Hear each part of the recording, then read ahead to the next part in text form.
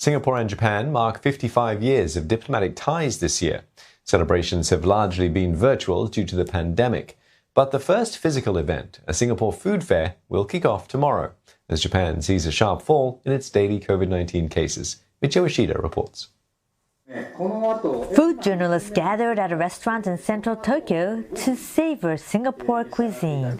The month-long Singapore Fair starts on the 29th of October, featuring Peranakan Bento, or lunchboxes, at high-end supermarket chain Seijo Ishii. シンガポール商品というのがお惣菜の売上ランキングの中でも常に上位にいて、一方で休んだりですね、やめてしまうとお客様からなんでやめたんだっていう声が上がるぐらいですね、それぐらいシンガポールのお惣菜というのは人気があって日本で認知されている。もう一歩踏み込んだプラナカの料理を開発してみたいなというところで、今回はプラナカの料理にチャレンジをしてきました。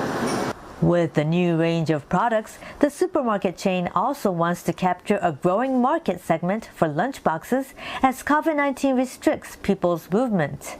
お惣菜に関しましては、もう毎年コロナの影響ありなし変わらずですね、スーパーマーケットの中で構成比が上がってきておりますので、非常にこれからも成長が期待できる。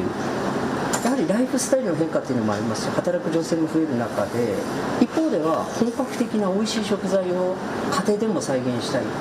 But bringing a foreign taste to customers in Japan has been more challenging than before due to the pandemic.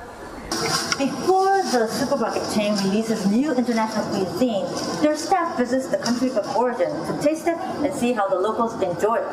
This time they could not travel due to restrictions, so tapped on Singapore Ambassador Peter Tan's expertise to introduce Peranakan meals.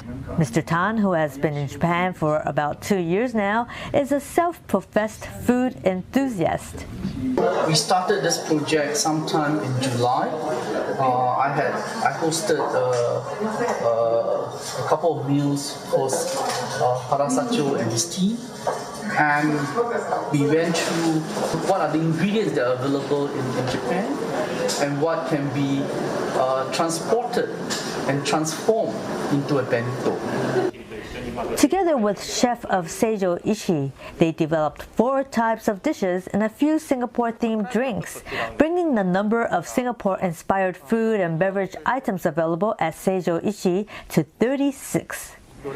The Singapore Fair is taking place as the number of Japan's daily COVID-19 cases has dramatically fallen to less than 200 in recent days. The country's borders remain among the most tightly closed in the world. But efforts to keep Singapore and Japan connected have never stopped.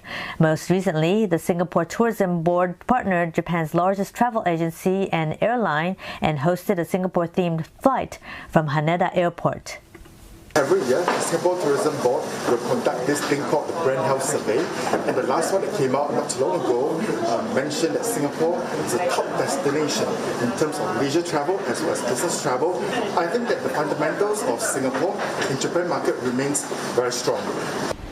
Expectations are running high among locals that the Japanese government may consider easing some of its COVID-19 border control measures after a general election to be held this coming Sunday. Whether Japan will have a full reopening, a lot depends on how the government views the entire reopening policy.